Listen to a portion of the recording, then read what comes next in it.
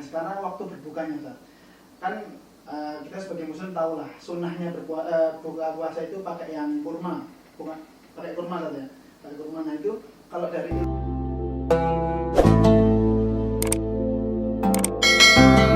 Assalamualaikum warahmatullahi wabarakatuh. Sahabat DHL yang dirahmati Allah Subhanahu wa taala. Kembali lagi dengan kita DHL spesial Ramadan. Kali ini kita bersama Dokter Supandi Hasan. Betul San ya?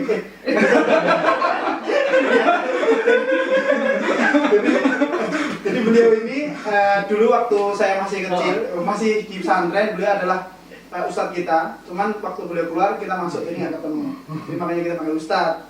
Tapi kalau sekarang beliau lebih ke dokter, ya dokter, namanya dok ya sekarang. Apa kabar dok? Alhamdulillah baik. Nggak enak ya belum terbiasa. Jadi dokter Supandi Hasan ini adalah salah satu dokter muda. Iya betul. Iya masih muda. Masih muda. Yang sekarang ini menempuh spesialis penyakit dalam di Rumah Sakit Dr. Muardi di Fakultas Kedokteran UNS. Jadi nanti kita akan ngobrol-ngobrol terkait kaitannya puasa dengan ilmu kesehatan. Ya. Jadi kan mungkin orang-orang awam itu ada yang bilangnya puasa bikin sehat atau justru malah bikin sebaliknya kayak gitu. Kalau mungkin mitos atau apa itu kan mungkin puasa nanti tambah sehat kok, atau justru sebaliknya puasa nanti malah kamu punya penyakit ini nanti tambah sakit atau gimana gitu. Ya kayak gitu, nanti kita akan ngobrol masalah itu. Oke. Nah, ini kan kita sedang masuk di bulan Ramadan. Nah, puasa otomatis ya. Apakah perlu ketika kita puasa itu mengurangi aktivitas kita? Iya. Baik. Makasih Mas Ulin ya udah mengundang saya di sini. Mungkin bisa silaturahmi sama teman-teman di DHL sini dan teman-teman DHL lovers yang mungkin setia untuk lihat kita di sini ya, di namanya ini? Ya, channel DHL ya. Ya jadi pertanyaannya tadi, apakah kita saat berpuasa itu harus mengurangi aktivitas kita gitu. Ya pasti kita kurangi aktivitas kita. Karena kita tahu bahwa kita tuh berpuasa selama 12 jam kira-kira. Ada yang kalau di Indonesia rata-rata 12 jam. Kalau misalkan di yang paling lama itu di di Kutub Utara. Nah itu sampai 22 jam. Jadi ada negara yang mana itu negara dia hanya siangnya tuh hanya 2 jam aja. 2 jam aja. Enak itu. Jadi siang malamnya itu cuma 2 jam gitu loh maksudnya. Jadi gitu. Jadi lebih banyak puasanya. Jadi sampai 22 jam dia berpuasa. Kalau kita alhamdulillah kita di Indonesia ini kebanyakan paling berpuasa kita rata-rata 12 jam. 12 jam. Nah, kita ketahui bahwa ketika kita berpuasa itu dari saat sahur kemudian sampai berbuka puasa itu perlu kita tahu bahwa asupan yang kita makan saat tidak berpuasa dan saat berpuasa itu pasti akan berbeda, ya kan? Nah, jadi asupannya pasti akan berbeda dan oleh karenanya apa yang kita makan saat sahur itu adalah untuk energi kita saat aktivitas di siang harinya. Nah seandainya kalau misalkan kita aktivitasnya normal kayak gitu ya, misalkan orang kerja kantoran, kemudian hanya di ruangan aja di belakang meja ya, itu mungkin dengan kalori yang biasa, misalkan 2.200 kalori kalau misalkan normalnya kita untuk makan gitu ya, itu saat sahur itu dia cukup segitu untuk aktivitas normal itu mungkin cukup. Nah, tetapi ketika aktivitas seseorang itu tinggi gitu, pasti dia akan lemas. Apalagi kalau misalkan asupan makanan saat sahur itu salah gitu. Jadi itu. Jadi kalau dikatakan asupan saat sahur itu salah itu ketika seseorang itu saat sahur itu kita makan, misalkan kita tuh makan tuh harus mencukupi makronutrien. Jadi nutrisi-nutrisi yang makro sifatnya yang terlihat oleh mata kita gitu. Contohnya kayak misalkan yang mengandung karbohidrat gitu. Karbohidrat tuh apa aja dong gitu ya, nasi nasi salah Ya, satunya. salah satunya nasi, kemudian ubi-ubian kayak gitu, kentang dan lain-lain. Nah, mie instan kayak gitu kan, itu juga karbohidratnya tinggi gitu. Kemudian protein. Protein kan dari apa? Dari daging, kemudian ayam, ikan, telur kayak gitu kan. Kemudian lemak. Nah, itu. Dan yang paling dibutuhkan tubuh kita saat kita berpuasa, saat kita aktivitas, kemudian saat kita tuh melakukan kegiatan sehari-hari, itu adalah yang pertama kali dipakai oleh tubuh kita adalah karbohidrat. Karbohidratnya. Nah, karbohidrat yang mana? Ya karbohidrat yang perlu kita makan, kita konsumsi saat sahur itu adalah karbohidrat kompleks. Apa itu? Ya, karbohidrat kompleks tuh jadi karbohidrat yang dia bukan hanya karbohidrat saja, murni karbohidrat, tapi dengan serat, banyak seratnya. Kalau misalkan nasi ya nasi merah. Nasi merah. Nah, nasi merah itu dia pertama dia karbohidrat, tapi seratnya juga tinggi. Kemudian kadar glikemiknya juga rendah gitu. Apa itu kadar glikemik? Glukosa. Ya, kadar glukosanya. Jadi kalau misalkan kadar glukosanya itu tinggi kayak nasi putih biasa, itu kan langsung dipakai oleh tubuh, itu langsung kita aktivitas sedikit, siangnya udah lapar. Siangnya udah lapar. Kalau misalkan pakai nasi putih, nasi merah, itu dia karbohidrat kompleks itu paling dia itu paling lama, jadi lama bertahan gitu. Jadi dia dipakainya tuh bertahap kayak gitu. Awet gitu. Awet banget gitu untuk energi kita. Nah, kalau misalkan kita kadang kan pernah lah pasti dari teman-teman semuanya mungkin saat berpuasa kadang baru jam 10 atau jam 11 tuh udah kayak lemes banget. Sering itu tadi itu. Nah, karena apa? Karena saat sahur itu nasinya terlalu banyak gitu. Kemudian karena sumber karbohidrat yang lain misalkan. Kemudian kita sumber karbohidrat yang lain misalkan makanan yang manis-manis. Jadi saat kita bersahur itu kita tidak disarankan makan minum-minuman yang manis atau makanan yang manis. Karena manis itu sendiri itu langsung nanti dipakai sama tubuh. Akhirnya kita nanti cepat sekali tuh. Kemudian minum juga harus juga diatur ya. Harus diperhatikan juga. Kalau kita minum ya untuk memenuhi kebutuhan cairan tubuh kita, kemudian mineral kita gitu. Nah, itu kalau minuman dihindari kalau saat sahur itu adalah kafein, yang namanya kafein. Kayak misalkan kopi kayak gitu ya. Kopi kan dia kafeinnya tinggi dan dia itu mempunyai sifat diuretik. Jadi sifat diuretik adalah bisa menyebabkan ginjal kita tuh mengeluarkan cairan dari tubuh kita, jadi sering pipis gitu ya, sering buang air kecil kayak gitu. Kemudian kopi, kemudian teh. Teh juga. Nah, ada orang minum teh itu kan langsung dia pipis gitu, sering pipis. Padahal kebanyakan orang Indonesia itu kalau tanpa teh itu ya teh manis gitu ya. Iya, kalau makan apapun makanannya kan teh botol susu aja. bukan iklan ya. Ya gitu. Jadi kayak gitu. Jadi minuman juga kita perhatikan. Jadi jangan sampai banyak kafein juga. Dan kafein itu juga efeknya selain pada ginjal yang dia bisa mempunyai efek diuresis yang bisa menyebabkan kita tuh cepat dehidrasi. Jadi kan cairan tuh ditarik ke ginjal semua, kemudian kita keluarkan lewat buang air kecil kan. Nah kayak gitu. Kemudian kita ketahui bahwa kafein juga itu tuh mempunyai efek menyebabkan kerja jantung yang lebih kuat. Detak jantungnya tuh lebih kuat. Kenapa misalkan orang jaga malam jaga malam kayak gitu kan, dia harus mengkonsumsi kopi. Mengkonsumsi kopi, kenapa? Biar nggak ngantuk. Kenapa kok orang nggak ngantuk saat mengkonsumsi kopi? Karena detak jantungnya orang nggak mungkin bisa tidur kan kalau deg-degan gitu kan. Dia kan memacu kontraktivitas dari jantung itu sendiri, jadi bisa menyebabkan seseorang itu nggak bisa tidur kalau misalkan untuk mencegah seseorang itu tidur.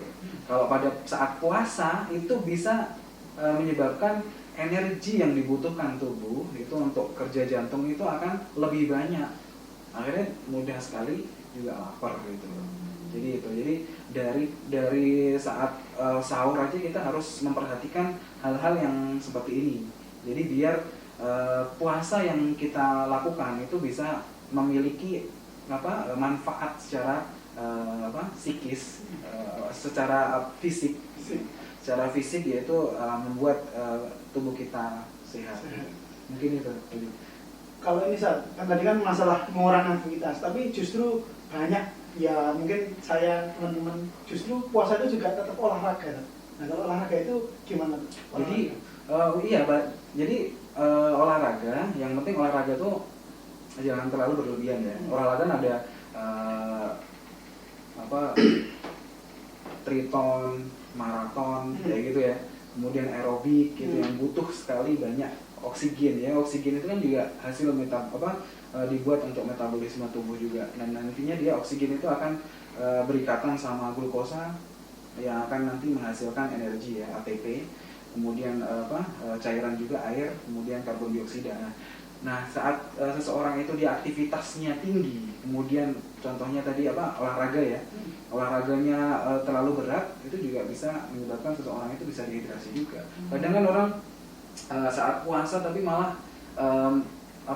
lari pakai baju banyak kan, berlapis-lapis terus luarnya pakai kayak jas hujan gitu kan. Itu sebenarnya efeknya bukan mengeluarkan lemak, tapi dia justru mengeluarkan cairan. Jadi seseorang bisa dehidrasi dengan itu. Apa ketika seseorang dehidrasi? Kalau misalkan tidak langsung diganti dengan cairan adalah adanya namanya istilah akut kidney injury atau gagal ginjal akut. Jadi tapi sifatnya dia prerenal. Jadi sebelum karena dehidrasi tadi. Tapi ketika dia bisa membaik ketika direhidrasi. Jadi minum cairan yang cukup kayak gitu. Putih ya. Jadi ketika kita berpuasa diusahakan aktivitas kita juga nggak seperti orang nggak puasa. Orang yang nggak puasa. Jadi kayak gitu. Kecuali kalau zaman Rasulullah dulu ya, pas Ramadan justru malah perang beda gitu kan. Perang Tabuk gitu kan. Itu saat Ramadan juga. Kemudian perang Khandaq juga saat Ramadan, kemudian Fathu Mekah juga saat Ramadan juga. Tapi itu karena itu ada berkah atau rahmat dari Allah beda. Ya. Jadi itu kalau misalkan untuk olahraga aja kita menghabiskan energi kita ya eman-eman gitu. Mending kita buat murojaah gitu. Murojaah. Jadi itu Mas Ulin. Ini tadi kan masalah kesehatan, masalah kesehatan. Tadi kan masalah olahraga, aktivitas dikurangi gitu.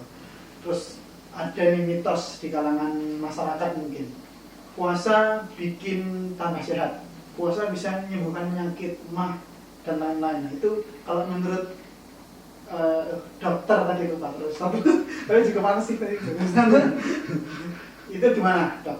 Jadi bagus sekali pertanyaannya. Jadi manfaat puasa itu banyak banget dan banyak sekali penelitian-penelitian yang baru maupun penelitian yang sudah lama juga meneliti tentang puasa itu sendiri. Jadi bukan puasa Ramadan, tapi puasa secara umum. Kalau misalnya yang meneliti di jurnal luar negeri ya, jurnal-jurnal itu penelitian puasa secara umum aja. Jadi seseorang ketika dia berpuasa, dipuasakan selama 12 jam tuh apa yang terjadi pada tubuh itu sendiri. Nah kita perlu ketahui bahwa ketika seseorang berpuasa itu mempunyai manfaat yang luar biasa. Jadi manfaatnya adalah yang pertama ya, itu dia meningkatkan imunitas tubuh. Berarti tambah kuat, imunnya tambah kuat. Iya, imunitas tubuhnya sangat kuat. Jadi saat seseorang berpuasa, dia akan merangsang namanya stem cell di dalam tubuh, sel induk atau sel punca. Sel punca itu yang menghasilkan sel-sel darah putih kayak gitu ya untuk kekebalan tubuh. Jadi penelitian yang terbaru itu di luar negeri itu yaitu banyak sih penelitian, tapi saya lebih tertarik dengan ini. Dia memacu sel punca atau sel induk, dia memacu pematangan atau pembentukan sel darah putih yang baru, sel leukosit, limfosit dan lain sebagainya. Jadi yang dia fungsinya untuk fagositosis atau melawan antigen atau antigen itu baik itu virus, bakteri maupun jamur atau parasit itu semua adalah tugasnya sel darah putih. Jadi itu. Nah itu sangat signifikan sekali ketika seseorang berpuasa dia meningkatkan sistem imun. Jadi cocok banget ketika kita berpuasa walaupun di tengah pandemi kita berpuasa itu sangat baik sekali karena imunitas tubuh kita Justru naik. gitu. Jadi jangan khawatir kalau misalkan kita di tengah pandemi justru kita nggak puasa. Bahkan ada kan yang meminta keringanan atau rukhsah biar kaum muslimin di Indonesia ini nggak puasa. Padahal puasa itu sendiri banyak penelitian secara ilmiah dibuktikan baik itu dia dengan iman maupun tidak, iman ataupun tidak itu dapat meningkatkan imunitas tubuh. Kemudian tadi pertanyaannya apakah membawa menyembuhkan penyakit? Pasti banyak penyakit yang dapat disembuhkan karena puasa itu sendiri. Bahkan orang yang mempunyai penyakit kayak radang lambung kayak gitu ya, radang lambung kayak gitu, orang mah kayak gitu. Logikanya ketika seseorang itu dia berpuasa, dia telat makan aja sakit ya bro. Nah, telat makan aja sakit, apalagi buat puasa. Nah, ternyata kenapa kok orang yang punya mah dipakai puasa justru dia sembuh? Ternyata karena niatnya. Jadi karena niatnya itu sendiri, maka sel parietal di dalam lambung itu ada namanya sel parietal. Sel parietal itu mengeluarkan HCl, asam lambung. Nah, sel parietal itu akan ditekan sama niat seorang muslim dia untuk berpuasa, itu ditekan untuk tidak mengeluarkan banyak asam lambung. Jadi itu ketika asam lambungnya produksinya tinggi banget, itu kan tambah nyeri dan asam kita tahu ketika ada luka di lambung, kemudian asam lambungnya tinggi, itu justru memperparah mah itu sendiri, luka itu sendiri. Jadi itu. Tapi ketika seorang muslim itu dia berpuasa, dia punya mah berpuasa karena niatnya yang lillah, niatnya yang kuat, karena Allah itu bisa menekan tadi sel parietal di lambung untuk tidak mengeluarkan banyak asam lambung dan memperparah dari kondisi sakit asam lambungnya tadi. Berarti bukan mitos atau bukan fakta. Ini fakta. Ini fakta karena itu sudah ada penelitiannya gitu. Jadi itu Mas Udin. Tadi kan sudah sahur, tips sahur gimana, apa aja yang perlu diperhatikan nutrisinya, terus kegiatan ketika kita puasa, ketika kita menjalaninya itu. Nah sekarang waktu berbukanya Ustaz. Kan kita sebagai muslim tahu lah sunnahnya buka puasa itu pakai yang kurma, bukan pakai kurma saja. Pakai kurma. Nah itu kalau dari ilmu kesehatan gimana, Pak Dok? Jadi benar sekali kalau kita tuh berbuka itu juga harus ada banyak yang perlu kita perhatikan juga. Tetapi kita kan masyarakat Indonesia tuh kalau mau buka tuh persiapannya banyak banget tuh. Pasar, es buah, gorengan, beli es buah, kemudian gorengan, semuanya banyak gitu lah. Nah itu perlu kita ketahui bahwa Rasulullah pun sendiri itu memberikan isyarat kepada kita kalau misalkan kita buka itu kan buka yang manis-manis. Salah satunya dengan kurma. Itu sunnahnya Rasulullah adalah kurma ya. Kita tahu kurma itu buah yang sangat kaya akan nutrisi, kemudian mineral juga, kemudian vitamin juga, kemudian serat juga banyak sekali. Dan dia kalorinya juga tinggi. Tapi walaupun kalorinya tinggi, tapi indeks glikemiknya juga rendah gitu. Padahal manis ya? Padahal manis, tetapi dia manisnya buah sama manisnya gula. Misalkan orang minum es teh gitu ya, sama makan manis dari buah itu beda. Kenapa? Karena saat seseorang itu dia minum misalnya es teh ya, itu kan pakai gula refinasi. Gula refinasi itu indeks glikemiknya tinggi banget. Nah, kita seharian penuh kita tuh udah berpuasa. Udah berpuasa yang harusnya normalnya itu kita tuh makan ya, makan siang juga kayak gitu. Itu tuh glukosanya ketika kita makan tuh kan kadar glukosa tinggi ya pada tubuh kita. Kemudian respon dari tubuh kita, dari sel pankreas tubuh kita itu mengeluarkan insulin untuk memasukkan glukosa ke dalam sel. Nah, pada orang berpuasa itu tuh glukosanya kan rendah. Nah, kayak gitu. Nah, ketika kita buka kemudian pakai misalkan gula-gula yang mengandung refinasi, yang kadar glikemiknya tinggi, itu langsung respon dari dari sel pankreas tadi mengeluarkan insulin juga tinggi. Akhirnya apa?